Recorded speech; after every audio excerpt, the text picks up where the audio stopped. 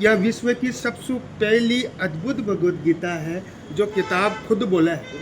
ये कोई और रिमोट है। पहलो बटन है ऑन ऑफ को, दूसरा बटन है वॉइस रिकॉर्डिंग को, तीसरा बटन है भजन को, चौथा बटन 14 लैंग्वेज में बोला है, 14 भाषा में, हिंदी, इंग्लिश, मराठी, आसामी, जिस भाषा में आप, रशियन भाषा में भी आप सुनना चाहते हो तो बोलती है। अपन इसको ये स्टार्ट, पहला बटन को दबा दिया, ये स्टार्ट हो जाएगा।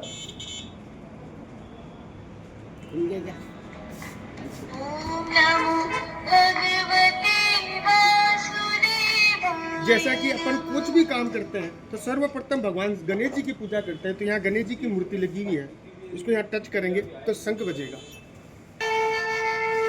अब यानी भगवत गीता स्टार्ट हो गई। अब मैं कोई सा भी पन्ना निकाल दिया, कोई सा भी। अब जैसे ये लिखा हुआ है, इसको सिर्फ ऐसे टच कर दिया मेरे, और पूरा श्लोक सुनना है, यहाँ टच कर दिया। संशयं कृष्ण छेत्तुमर्हस्य शेषतः त्वदन्यः संशयस्यास्य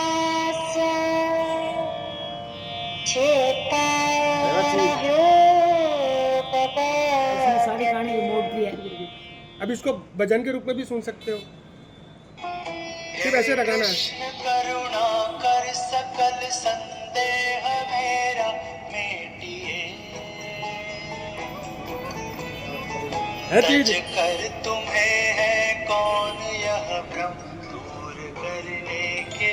अब इसका मतलब सुनो, इस श्लोक का क्या मतलब है। हे कृष्ण, मेरे संदेह का पूर्ण रूप से निवारण कीजिए, क्योंकि संदेह का निवारण करने वाला आपके सिवाय दूसरा कोई नहीं हो सकता। ये तो सिर्फ इसका मतलब बताया। अब जैसे भागवत कथा पढ़ते हैं तो गुरुजी पूरे अच्छी तरह समझाते हैं, या पूज्य अच्छी तरह भी समझाएगा। भगवान श्री कृष्ण ने चौथे अध्याय की शुरुआत में योग विद्या पर बात करते हुए उसे अविनाशी और श्रेष्ठ बताया है, जिसका ज्ञान उन्होंने सर्वप्रथम सूर्य देव विवस्वान को दिया था। अर्जुन ने इस पर भी सवाल किया था कि सूर्य देव का जन्म तो बहुत पुराना है और आप तो इस काल में जन्मे हो। तब भगवान कृष्ण ने उत्तर दिया था कि तुम्हारे और मेरे अनेकों जन्म हो चुके हैं, वो सारे जन्म मुझे अच्छे से याद हैं, लेकिन हे परंतप उनके बारे में तुम्हें स्मरण नहीं। इससे साबित होता है कि भगवान कृष्ण काल यानी समय से भी परे है। समय भी उनकी एक शक्ति है और वो हर घटना को जानने वाले हैं। जानने लायक परम यहाँ सत्य कटे भी की टच कर दो, स्वयं फोटो है तो फोटो में टच कर दो, फोटो को देख लो है। और इसको सुनबा को फायदो कहीं चाहिए, देखो मैं तो कौन लीजिए हाथी से, देखो हाथी को भी, गाय से तो गाय की भी।